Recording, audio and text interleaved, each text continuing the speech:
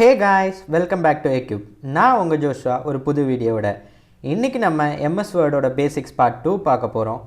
Already Basics Part 1 ஓட link டிஸ்கிரிப்ஷன்ல கொடுத்திருக்கேன், செக் பண்ணிக்கோங்க. வாங்க வீடியோ உள்ள போலாம்.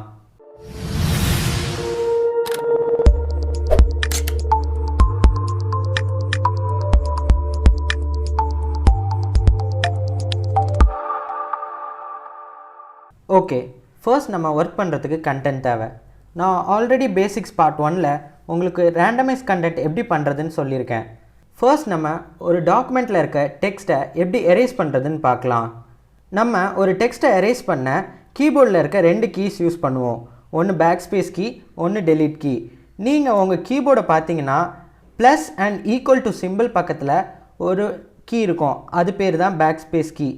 நீங்கள் கீபோர்டு யூஸ் பண்ணிகிட்டு இருந்தீங்கன்னா உங்களுக்கு டெலீட் கீ தனியாக சைடில் இருக்கும். இதே நீங்கள் லேப்டாப் யூஸ் பண்ணிகிட்டு இருந்தீங்கன்னா இந்த பேக் ஸ்பேஸ் கீக்கு மேலேயே உங்களுக்கு டெலீட் கீ ப்ரொவைட் ஆகிருக்கும். ஓகே, நம்ம எப்படி ஒரு டெக்ஸ்ட்டை எரேஸ் பண்ணுறதுன்னு பார்க்கலாம். ஃபர்ஸ்ட் நீங்கள் உங்கள் டாக்குமெண்ட்டில் நீங்கள் எந்த டெக்ஸ்ட்டை எரேஸ் பண்ண போகிறீங்களோ அந்த டெக்ஸ்ட் மேலே உங்கள் இன்சர்ஷன் பாயிண்ட்டை ப்ளேஸ் பண்ணுங்கள். இப்போது நான் இந்த டாக்குமெண்ட் இருக்க இந்த வார்த்தை மேலே என்னோடய இன்சர்ஷன் பாயிண்ட்டை ப்ளேஸ் பண்ணியிருக்கேன். இப்போது ஃபர்ஸ்ட் நம்ம பேக் ஸ்பேஸ் கொடுக்கலாம். நல்லா கவனிங்க, நான் பேக் ஸ்பேஸ் கொடுக்கும் போது என்னோடய இன்சர்ஷன் பாயிண்ட்டுக்கு லெஃப்ட் சைடில் இருக்க லெட்டர்ஸ் எல்லாம் எரேஸ் ஆகுது. ஓகே, இப்போ நம்ம டெலீட் கீ கொடுத்து பார்க்கலாம். இப்போ நீங்கள் கவனிச்சிருந்தீங்கன்னா நம்ம டெலீட் கீ கொடுக்கும் போது நம்மளோட இன்சர்ஷன் பாயிண்ட்டுக்கு ரைட் சைடில் இருக்க டெக்ஸ்ட்லாம் எரேஸ் ஆகுது. ஸோ நல்லா ஞாபகம் வச்சுக்கோங்க, பேக் ஸ்பேஸ் கொடுக்கும் போது உங்கள் இன்சர்ஷன் பாயிண்ட்டோட லெஃப்ட் சைடில் இருக்க டெக்ஸ்ட்லாம் எரேஸ் ஆகும். நீங்கள் டெலீட் கீ கொடுக்கும் போது உங்கள் இன்சர்ஷன் பாயிண்ட்டோட ரைட் சைடில் இருக்க டெக்ஸ்ட்லாம் எரேஸ் ஆகும். அடுத்து நம்ம 2 வார்த்தைக்கு நடுவுலையோ இல்லை 2 எழுத்துக்கு நடுவுலையோ எப்படி ஸ்பேஸ் விடுறதுன்னு பார்க்கலாம். நீங்கள் உங்கள் கீபோர்டை பார்த்தீங்கன்னா அதோட பாட்டமில் ஒரு பெரிய ரெக்டாங்குலர் கீ இருக்கும், இதுக்கு பேர் தான் ஸ்பேஸ் பார். இப்போது இந்த ஸ்பேஸ் பாரை யூஸ் பண்ணி எப்படி ஸ்பேஸ் விடுறதுன்னு பார்க்கலாம். நீங்கள் எந்த 2 வார்த்தைக்கு நடுவில் ஸ்பேஸ் விடணுமோ அங்கே உங்கள் இன்சர்ஷன் பாயிண்ட்டை ப்ளேஸ் பண்ணிவிட்டு இந்த ஸ்பேஸ் பாரை கிளிக் பண்ணுங்கள். இப்போ பார்த்தீங்கன்னா இந்த யுவர் வார்த்தைக்கும் இந்த டாக்குமெண்ட்ற வார்த்தைக்கும் இடையில ஒரு ஸ்பேஸ் க்ரியேட் ஆயிடுச்சு. இது மாதிரி உங்களுக்கு எங்கே ஸ்பேஸ் தேவையோ அங்கே உங்கள் இன்சர்ஷன் பாயிண்ட்டை ப்ளேஸ் பண்ணி இந்த ஸ்பேஸ் பாரை கிளிக் பண்ணிங்கன்னா உங்களுக்கு ஒரு ஸ்பேஸ் க்ரியேட் ஆகிடும். ஓகே, அடுத்து நம்ம டாக்குமெண்ட்டில் எப்படி ஒரு புது லைன் க்ரியேட் பண்ணுறதுன்னு பார்க்கலாம். இப்போது நீங்கள் உங்கள் பேராகிராஃபை இதுவரை முடிச்சிட்டிங்க.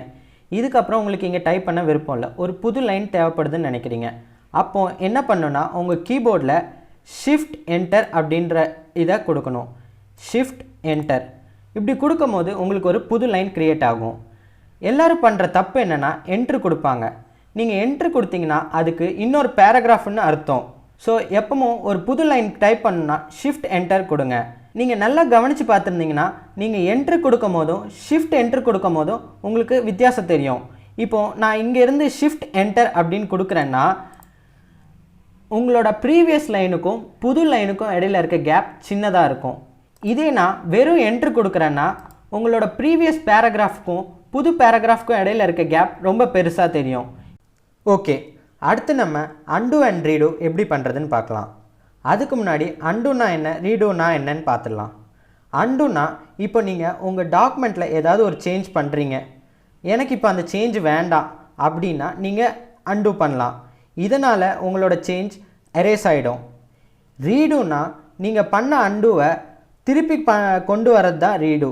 அதாவது நீங்கள் எரேஸ் பண்ண சேஞ்சை திருப்பி உங்களுக்கு அந்த சேஞ்சாகவே இருக்கணுன்றது தான் ரீடு. ஓகே, இப்போ இதை எப்படி பண்ணுறதுன்னு பார்க்கலாம். இதை நீங்கள் இந்த குயிக் ஆக்சஸ் டூல் பாரில் இருக்க 2 ஐகான்ஸ் மூலியமாக பண்ணலாம். இல்லைனா உங்கள் கீபோர்டில் கண்ட்ரோல் Z கொடுத்தீங்கன்னா அண்டு ஆகும், கண்ட்ரோல் Y கொடுத்தீங்கன்னா ரீடு ஆகும். ஓகே, இப்போது நம்ம இந்த டாக்குமெண்ட்டில் இந்த டீன்ற வார்த்தையை எரேஸ் பண்ணிடுறேன். அதாவது நான் ஒரு சின்ன சேஞ்ச் பண்ணுறேன். இப்போது நான் இதை அண்டு பண்ணோம், அதாவது எனக்கு இந்த சேஞ்ச் வேண்டாம், இந்த சேஞ்ச் எனக்கு எரேஸ் பண்ணிவிடுங்க அப்படின்னா கண்ட்ரோல் Z இப்படி பண்ணும்போது உங்களுக்கு அண்டு ஆயிரும். இல்லை எனக்கு இந்த சேஞ்ச் வேணும், நான் தெரியாமல் அண்டு பண்ணிட்டேன் அப்படின்னா கண்ட்ரோல் Y பண்ணிங்கன்னா உங்களுக்கு அதே சேஞ்ச் திருப்பி வந்துடும். இப்போ நம்ம டாக்குமெண்ட்டில் எப்படி copy paste and cut paste பண்ணுறதுன்னு பார்க்கலாம்.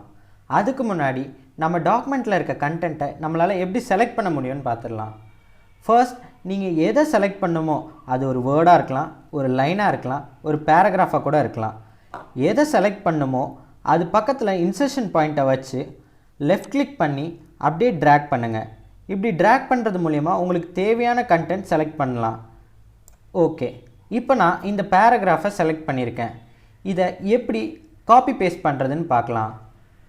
ஃபர்ஸ்ட் காப்பி பேஸ்ட்னால் என்ன? காப்பி பேஸ்ட்னால் நீங்கள் ஒரு டூப்ளிகேட் க்ரியேட் பண்ணுறது.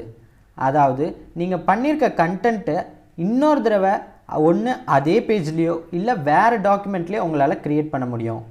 இதை எப்படி பண்ணுறதுன்னா, ஃபர்ஸ்ட் நீங்கள் செலக்ட் பண்ண கண்டென்ட்டை உங்கள் ஹோம் டேப்பில் இருக்க காப்பி அப்படின்ற ஆப்ஷனை கிளிக் பண்ணலாம்.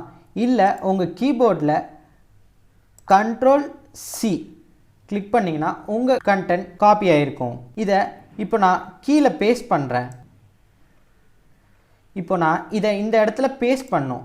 அதுக்கு நீங்கள் உங்கள் ஹோம் டேப்பில் இருக்க பேஸ்ட்டுன்ற அந்த ஐக்கானை கிளிக் பண்ணலாம். இல்லை உங்கள் கீபோர்டில் Ctrl+V அப்படின்னு கிளிக் பண்ணலாம். இப்போ பார்த்தீங்கன்னா நம்ம டாக்குமெண்ட்டில் நம்ம செலக்ட் பண்ண கண்டென்ட்டோட டூப்ளிகேட் கீழே க்ரியேட் ஆகிருக்கு. ரெண்டும் பார்க்க ஒரே மாதிரி தான் இருக்கும். ஓகே, இப்போ நம்ம கட் பேஸ்ட் எப்படி பண்ணுறதுன்னு பார்க்கலாம். கட் பேஸ்ட்னால் என்னென்னா, நீங்கள் ஒரிஜினல் கண்டென்ட்டை ஆல்ரெடி ஒரிஜினலாக இருக்க அந்த பிளேஸ்லேருந்து ரிமூவ் பண்ணிவிட்டு புது பிளேஸில் க்ரியேட் பண்ணுறது தான் கட் பேஸ்ட். நம்ம காப்பி பேஸ்ட்டில் ஆல்ரெடி இருந்த கண்டென்ட் அதே இடத்துல இருக்கும் போது இன்னொரு இடத்துல க்ரியேட் பண்ணோம். ஆனால் கட் பேஸ்ட்டில் அந்த இருக்கிற இடத்துலேருந்து எரேஸ் பண்ணிவிட்டு புது இடத்துல க்ரியேட் பண்ண போகிறோம். அதுக்கு நீங்கள் உங்களுக்கு தேவையான கண்டென்ட்டை செலக்ட் பண்ணிக்கோங்க. செலக்ட் பண்ண அப்புறம் ஹோம் டேப்பில் இருக்க கட் அப்படின்ற ஐக்கானை கிளிக் பண்ணுங்கள். இல்லைன்னா உங்கள் கீபோர்டில் Ctrl+X அப்படின்னு கிளிக் பண்ணுங்கள். இப்படி பண்ணும்போதே நீங்கள் பார்த்தீங்கன்னா உங்களோட கண்டென்ட் எரேஸ் ஆகிருக்கும். இது எங்கேயும் எரேஸ் ஆகலை, உங்கள் கிளிப்போர்டில் சேவ் ஆகிருக்கும். இப்போ நீங்கள் அதை எங்கே பேஸ்ட் பண்ணுமோ, அதாவது எந்த இடத்துல க்ரியேட் பண்ணுமோ மறுபடி அந்த இடத்துல உங்கள் இன்சர்ஷன் பாயிண்ட்டை வச்சுட்டு உங்கள் ஹோம் டேப்பில் இருக்க பேஸ்ட் ஐக்கானை கிளிக் பண்ணுங்கள். இல்லைனா கீபோர்டில் Ctrl+V இப்படி கொடுத்தீங்கன்னா உங்களுக்கு கட்டான உங்கள் கண்டென்ட் மறுபடி பேஸ்ட் ஆகிடும். இப்போ பார்த்தீங்கன்னா நம்ம இங்கேருந்து கட் பண்ணிட்டோம். அதாவது நம்ம செலக்ட் பண்ண கண்டென்ட் இங்கேருந்து எரேஸ் ஆகி புதுசாக இங்கே க்ரியேட் ஆகிருக்கு. ஓகே, இப்போ நம்ம ஃபைனலாக ஒரு டாக்குமெண்ட்டை எப்படி சேவ் பண்ணுறதுன்னு பார்க்கலாம். நல்லா தெரிஞ்சுக்கோங்க, நீங்கள் உங்கள் டாக்குமெண்ட்டில் எல்லா வேலையும் முடித்த அப்புறம் தான் நீங்கள் சேவ் பண்ணணுன்னு கிடையாது. நீங்கள் உங்கள் டாக்குமெண்ட்டில் பண்ணுற ஒவ்வொரு சேஞ்சஸையும் உங்களால் சேவ் பண்ண முடியும். ஸோ அடிக்கடி சேவ் பண்ணுற நல்ல பழக்கத்தை வச்சுக்கோங்க. ஏன்னா இப்போ ஒருத்தர் உங்ககிட்ட ஒரு வேலை கொடுக்குறாரு, அதை அவர் நாளைக்கு கேட்கும் போது கரண்ட் கட்டு இல்லை சிஸ்டம் கரெக்ட் ஆயிடுச்சின்னு சொல்ல முடியாது. ஸோ எப்பவும் சேவ் பண்ணுற நல்ல பழக்கத்தை வச்சுக்கோங்க. ஓகே, இப்போ நம்ம டாக்குமெண்ட்டை எப்படி சேவ் பண்ணுறதுன்னு பார்க்கலாம். நீங்கள் அதுக்கு உங்கள் டாக்குமெண்ட்டில் ஃபைல் சேவ் கொடுக்கலாம். இல்லைன்னா உங்கள் கீபோர்டில் Ctrl+S இப்படி கொடுக்கும்போது உங்களோட சேவஸ் ஆப்ஷன் ஓப்பன் ஆகும். ஓல்டர் வெர்ஷன்ஸ் பொறுத்த வரைக்கும் டைரெக்டாக சேவஸ் டைலாக் பாக்ஸ் ஓப்பன் ஆகும். ஆனால் ஹையர் வெர்ஷன்ஸில் உங்களோட சேவிங் இன்டர்ஃபேஸ் இப்படி தான் இருக்கும். இதில் நீங்கள் எங்கே சேவ் பண்ணுறீங்களோ அந்த லொக்கேஷனை செலக்ட் பண்ணுங்கள். நான் கம்ப்யூட்டரில் சேவ் பண்ண போகிறேன். அடுத்து நீங்கள் எங்கெல்லாம் ரீசெண்டாக சேவ் பண்ணியிருக்கீங்களோ அந்த லொக்கேஷன் தான் உங்களுக்கு டிஸ்பிளே பண்ணணும். உங்களுக்கு இப்போ இந்த லொக்கேஷன் வேணாம், எனக்கு வேறு லொக்கேஷன் தான் வேணும்னா கீழே ப்ரௌஸ்ன்ற ஆப்ஷனை கிளிக் பண்ணுங்கள். இதில் லெஃப்ட் சைடில் உங்களுக்கு எந்த லொக்கேஷனில் உங்கள் ஃபைல் சேவ் ஆகணுமோ அந்த லொக்கேஷனை செலக்ட் பண்ணிக்கோங்க. நான் இப்போது டெஸ்க்டாப்பில் சேவ் பண்ண போகிறேன். அடுத்து லொக்கேஷன் செலக்ட் பண்ணோடனே வேலை முடியலை. நம்மளோட டாக்குமெண்ட்டுக்கு நம்ம ஒரு நேம் கொடுக்கணும். நல்லா ஞாபகம் வச்சுக்கோங்க, உங்கள் டாக்குமெண்ட்டில் என்ன கண்டென்ட் இருக்கோ அது ரிலேட்டடான நேம்ஸ் கொடுங்க. இப்போ உங்கள் டாக்குமெண்ட்டில் ரெஸ்யூமே இருந்தால் ரெஸ்யூமேன்னு கொடுங்க, இல்லை கவர் லெட்டர் இருந்தால் கவர் லெட்டர்னு கொடுங்க. நான் இப்போது வேர்ட் பேசிக்ஸ் அப்படின்னு கொடுக்க போகிறேன். இதை கொடுத்துட்டு அப்புறம் நீங்கள் சேவ் பண்ணிடலாம். இப்போ உங்கள் டாக்குமெண்ட் சேவ் ஆயிடுச்சு. நம்ம டாக்குமெண்ட் சேவ் ஆகிருக்குன்னு எப்படி தெரியும்னா, உங்கள் டைட்டில் பாரில் பார்த்தீங்கன்னா நம்ம என்னென்னு சேவ் பண்ணியிருக்கோமோ அந்த வேர்ட் டிஸ்பிளே ஆகும். அடுத்து நீங்கள் சேவ் பண்ண லொக்கேஷனில் போய் பார்த்தீங்கன்னா உங்களோட ஃபைல் டிஸ்பிளே ஆகும். நான் என்னோடய டெஸ்க்டாப்பில் சேவ் பண்ணேன். என்னோடய டெஸ்க்டாப்பில் இப்போ அந்த ஃபைல் இருக்குது. இதான் MS Wordோட பேசிக்ஸ். உங்களுக்கு எதுவும் டவுட் இருந்தால் கமெண்ட்டில் லீவ் பண்ணுங்கள். மேலும் இது மாதிரியான இன்ஃபர்மேட்டிவ் வீடியோஸ்க்கு like, share and subscribe to equip. Bye, cheers.